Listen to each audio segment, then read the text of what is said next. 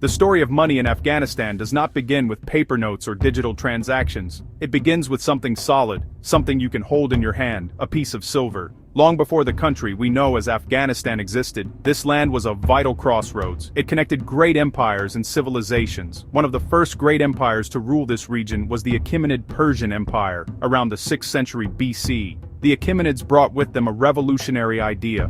Small, standardized pieces of precious metal, guaranteed by the state, to be used for trade. This was the birth of coinage in this part of the world, a concept that would change everything about how people exchanged goods, paid soldiers, and measured wealth. Before coins, trade was a complicated affair. People relied on barter, exchanging goods directly. You might trade your wheat for a neighbor's pottery, or your livestock for some cloth. This system worked, but it was often inefficient. How many chickens is a camel worth? What if the person who wants your wheat doesn't have the pottery you need? Coins solved this problem. They provided a universal measure of value. The Achaemenid rulers, sitting in their grand capitals in Persia, understood this. They introduced their silver coins, known as sigloi, into the eastern provinces of their empire, which included parts of modern-day Afghanistan. This was more than diverse and Araboraden, and Darjasanjas, and Din Anizreen Khan Dr. Barbara Sterndine, and it was a statement of power and control. These early silver coins were a tangible symbol of the vast Achaemenid Empire. For a farmer in the fertile valleys of Bactria, or a merchant on the dusty trade routes, these small silver discs were a direct link to a distant king. The coins represented the authority of the empire, a guarantee that this piece of silver had a specific weight and purity. It meant that a soldier in Kandahar could be paid with a coin minted hundreds of miles away, and use it to buy food from a local market. This created a new kind of economic connection, binding diverse regions and peoples together under a single, unified system. The arrival of these silver pieces marked the beginning of a long and fascinating numismatic journey for Afghanistan. The land itself was rich in the very material needed for this new technology, silver. The mountains of the Hindu Kush held vast mineral wealth, including silver mines that had been worked for centuries. This geological good fortune meant that the region was not just a passive recipient of foreign currency. It had the raw materials to become a center for minting and monetary activity in its own right. The introduction of the Achaemenid silver siglos was the spark that lit the fire. It laid the foundation for a monetary tradition that would persist for over 2.5 millennia, adapting and evolving with each new ruler and each passing empire, but always returning to the simple, powerful idea of a silver coin. What did these first coins, circulating in ancient Afghanistan, actually look like? The Achaemenid silver sigloi were quite distinct from the perfectly round machine-made coins we know today. They were often irregularly shaped, like thick, lumpy buttons of metal. An image was stamped onto one side using a die, while the other side, the reverse, usually just had a simple rough punch mark from the minting process. This technique, called incuse punching, is a hallmark of very early coinage. The design on the front was simple but powerful. It typically showed the Achaemenid Great King, a figure often depicted as an archer, sometimes kneeling, sometimes running, holding a bow and a spear. This was not a portrait of a specific king, but a generic symbol of royal power. The purpose of this image was clear. It was a brand. Every time someone held one of these coins, they were reminded of the authority of the Persian king. The design guaranteed the coin's weight and silver content, making it trustworthy. These coins were used for a variety of purposes. The empire used them to pay its soldiers and administrators stationed in the vast eastern territories. For merchants, they simplified long-distance trade, replacing cumbersome sacks of grain or herds of animals with a portable and universally accepted form of payment. Local craftsmen and farmers would have received these coins for their goods and services, slowly but surely integrating them into the regional economy and changing the way people thought about wealth. The value of these coins was based on their intrinsic worth, the weight of the silver they contained. A siglos weighed about 5.6 grams. This meant their value was stable and understood across huge distances. While the royal image was a symbol of imperial power, the real power of the coin lay in its precious metal. This is a crucial difference from modern money, which is fiat currency, its value based on government decree rather than its material. For people in ancient Afghanistan, a silver coin was not just a promise of value, it valued. It could be used for trade, saved as a store of wealth, or even melted down to make jewelry if needed. This tangible nature made it a very successful and enduring form of money. The circulation of these coins tells a story of a connected world. An Achaemenid coin minted in Sardis, in what is now western Turkey, could travel thousands of kilometers along the royal road and end up in the hands of a trader in Bactria. This demonstrates the incredible reach of the Persian Empire and the economic integration it fostered. The designs, while simple, were the first mass-produced images in history, carrying a political message to every corner of the empire. They were a form of propaganda, a constant, silent announcement of who was in charge. For the people of ancient Afghanistan, these small silver objects were their first encounter with a globalized economy and the power of a centralized state. Sometimes, the most important historical discoveries are made not by archaeologists in a planned excavation, but by chance. This was the case in 1933, when a remarkable collection of ancient coins was unearthed near Kabul. This collection, now famously known as the Kabul Hoard, is like a time capsule. It gives us an extraordinary snapshot of the currencies circulating in this region around 380 BC. The hoard contained over 1,000 silver coins, and what makes it so special is the sheer variety. It included coins from all over the ancient world, from various Greek city-states like Athens, Aegina, and Thasos, alongside a large number of the Achaemenid sigloi we have already met. This mixture tells a powerful story of trade and connection. The presence of so many Greek coins so far east, long before the armies of Alexander the Great arrived, was a revelation for historians. It proved that extensive trade networks connected the Aegean Sea with the lands beyond the Hindu Kush. Athenian owls, the famous coins bearing the image of the goddess Athena and her owl, were clearly a trusted international currency, their high-purity silver valued by merchants everywhere. The Kabul Hoard shows that ancient Afghanistan was not an isolated frontier, but a bustling hub of international commerce. It was a place where different cultures and economies met, and their money mingled, buried together for safekeeping by some wealthy individual more than 2 millennia ago.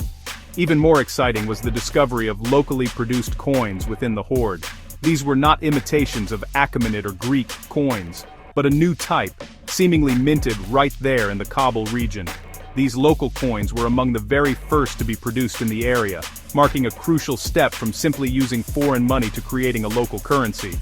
They still used the Achaemenid weight standard and often featured designs inspired by other coins, but they were distinct. This indicates the growing economic sophistication and political autonomy of local rulers under the umbrella of the Persian Empire.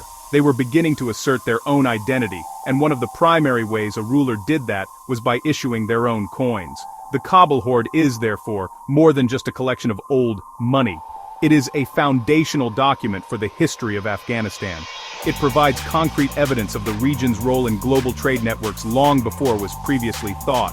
It documents the transition from using imported currency to minting local coins, a key moment in the development of statehood. The hoard allows us to understand what money people trusted, what designs they saw, and how interconnected their world was. For a historian, a find like this is priceless. It allows us to listen to the faint whispers of the past, spoken through the universal language of silver. The world of the Achaemenids was shattered by the arrival of Alexander the Great in the 330s BC. His conquest of the Persian Empire brought a new power, a new culture, and new money to Afghanistan. The Greeks introduced their own style of coinage, which was artistically and technically far more advanced. Instead of the stylized symbolic king, Greek coins featured realistic and often beautiful portraits of rulers on one side, and detailed depictions of gods and goddesses like Zeus or Heracles on the other. These Hellenistic coins minted in silver and gold set a new standard. The practice of putting a lifelike portrait of the ruler on a coin, which we still see today, began with them. After Alexander's death, his vast empire broke apart. The eastern portion, including Afghanistan, became the heartland of the Greco-Bactrian kingdom and later the Indo-Greek kingdom. For nearly 200 years, Greek kings ruled from cities like Iconium and Taxila, and they produced a stunning series of silver coins. These coins are some of the most beautiful ever minted. They are a unique fusion of cultures. The portraits are purely Greek in style, but the languages on the coins are often Greek on one side, and a local Indian language, like Kharosthi, on the other. This bilingualism shows rulers trying to appeal to both their Greek and their native subjects, a brilliant piece of political communication. This tradition of silver coinage continued even as new powers swept into the region. Nomadic groups from Central Asia, like the Kushans, conquered the Greco-Bactrians. But instead of replacing the existing system, they adapted it. The early Kushan rulers issued silver coins that were heavily influenced by the Greek designs they replaced. Over time, their coins evolved to show their own Kushan kings and a diverse pantheon of Iranian, Indian, and even Buddhist deities, reflecting the multicultural nature of their empire. The idea of using silver coins as a tool of statecraft and trade had taken deep root. Each new dynasty, the Sasanians, the Hephthalites, left its own numismatic mark, creating a continuous thread of silver money through centuries of change. The arrival of Islam in the 7th and 8th centuries AD brought another major shift. Early Islamic coinage did away with portraits altogether, as Islamic tradition generally discourages the depiction of human figures. Instead, the coins became purely calligraphic. They were covered in beautifully inscribed verses from the Quran, and details of the ruler's name, the mint location, and the date of issue. The silver dirham, as the coin was known, became the standard currency of the Islamic world, from Spain to Afghanistan. Though the designs changed dramatically, the fundamental role of the silver coin as a guaranteed unit of weight and a symbol of sovereign authority remained exactly the same as it had been 1,000 years before. For centuries after the early Islamic period, the coinage of Afghanistan remained a complex patchwork. Various local rulers, dynasties, and invaders issued their own coins from mints in cities like Kabul, Herat, and Kandahar. The coins were often crudely made by hand, with inconsistent weights and designs. This made trade difficult and really reflected the fragmented political state of the country. This all began to change in the late 19th century with the rise of a powerful and determined ruler, Amir Abdur Rahman Khan. Known as the Iron Emir, he came to power in 1880 and was determined to unify Afghanistan and create a strong, centralized modern state. A key part of his plan was to create a single, modern, and reliable national currency.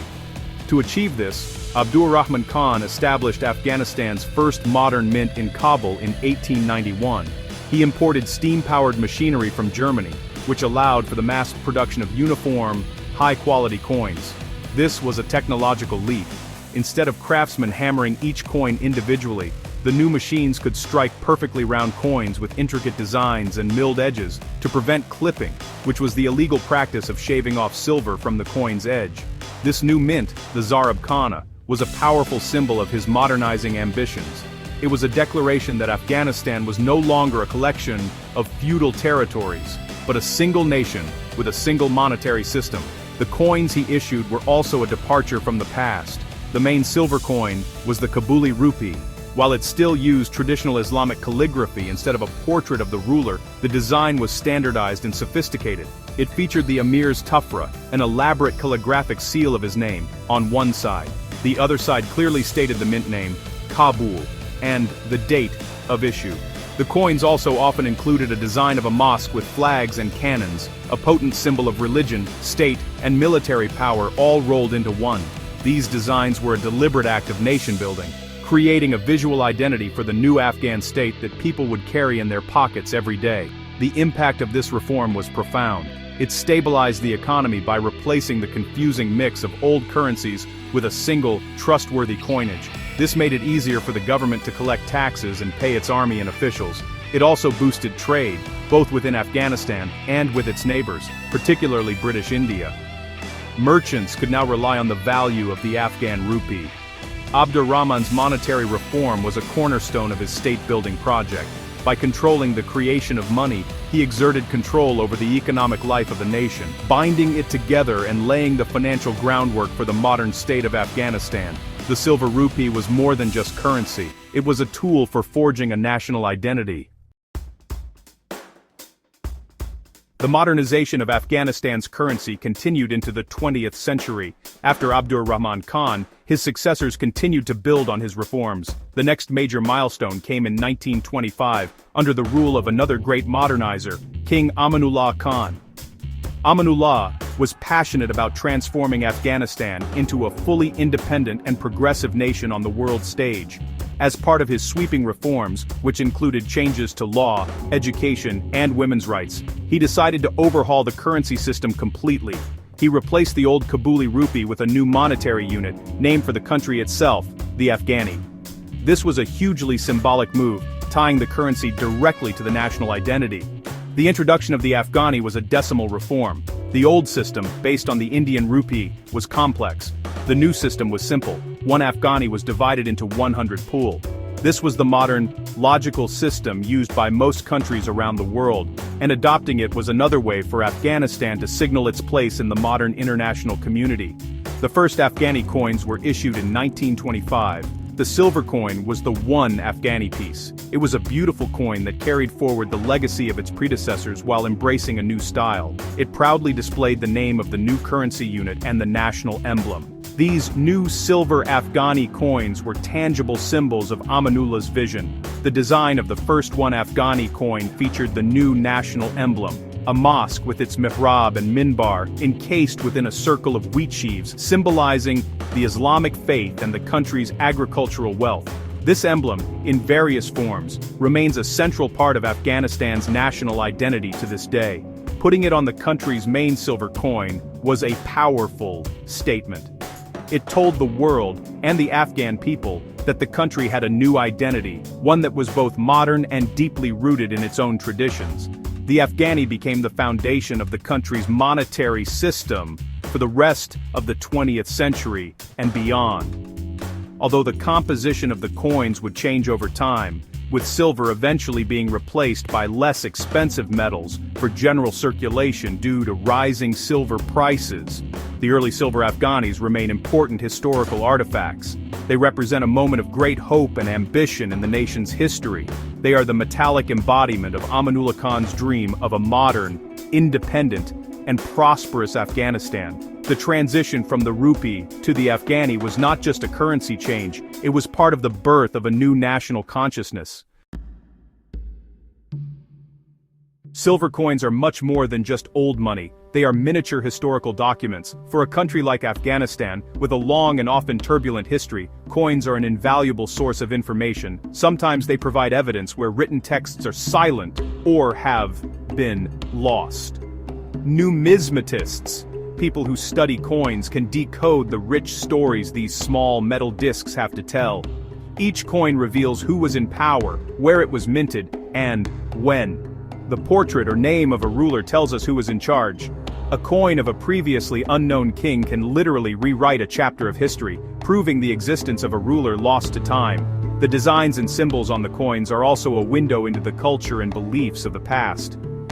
The shift from the Greek gods on Greco-Bactrian coins to the diverse pantheon of the Kushans, and then to the strict calligraphy of the Islamic caliphates, traces the profound religious and cultural transformations that swept across Afghanistan. A bilingual coin from an Indo-Greek king tells a story of cultural fusion and a ruler trying to communicate with different groups of subjects. Abdur Rahman Khan's coins, with their mosques and cannons, speak of his ambition to build a state based on faith and military strength. These are not just artistic choices, they are political and cultural statements. Furthermore, the study of coins provides crucial economic data. By analyzing the metal content of a coin, historians can learn about the economic health of an empire.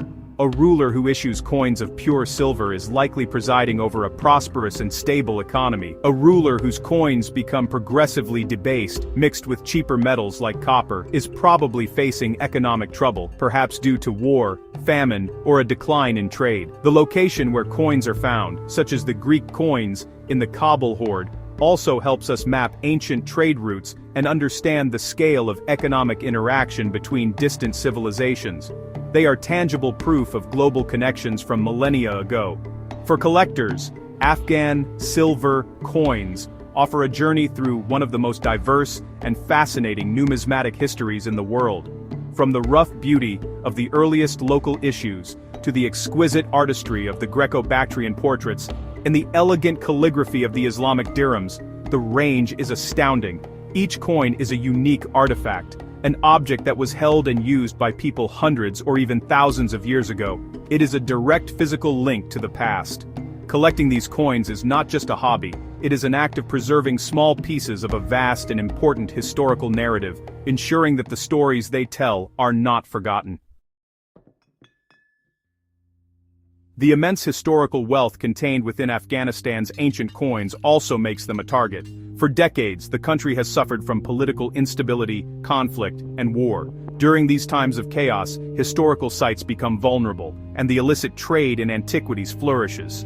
One of the greatest tragedies to befall Afghanistan's cultural heritage was the systematic looting of the National Museum of Afghanistan in Kabul during the Civil War of the 1990s. The museum was a treasure house, home to countless priceless artifacts, including many of the most important coin collections in the world. This included key parts of the famous Kabul Hoard.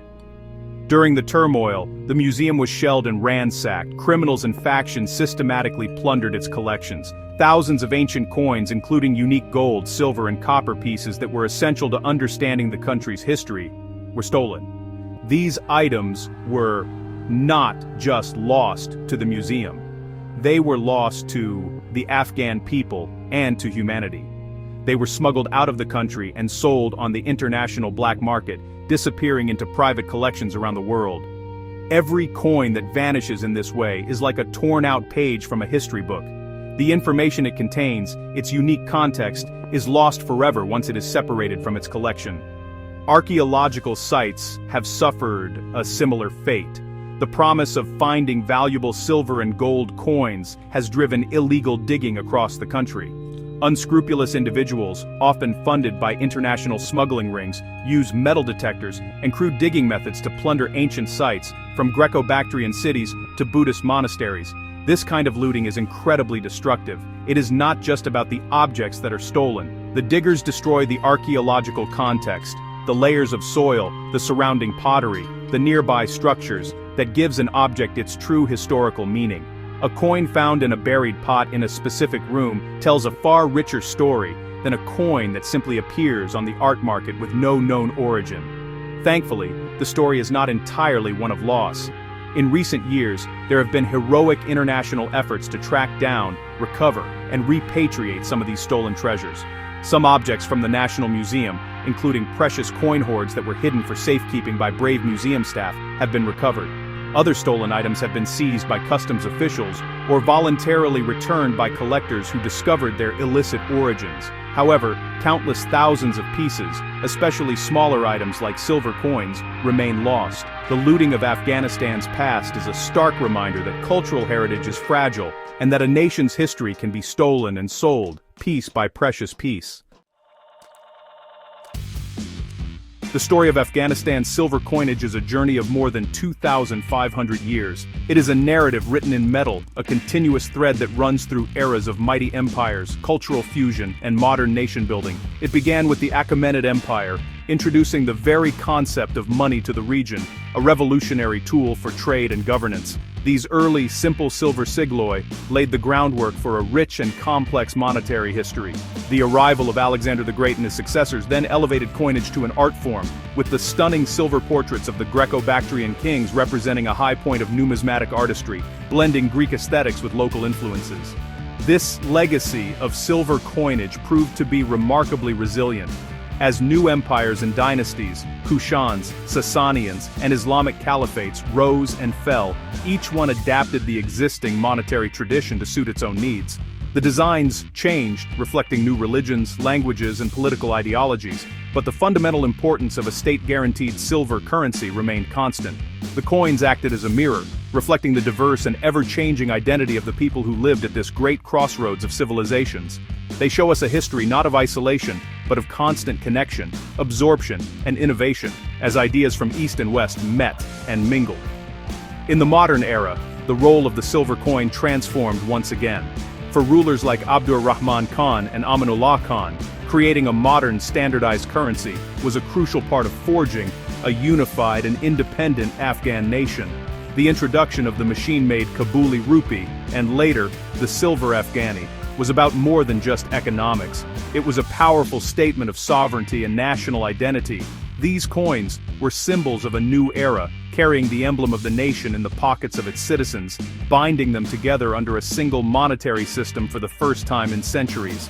Today, as we look back on this long history, we see that Afghanistan's silver coins are far more than just currency. They are primary historical sources, works of art, and symbols of identity.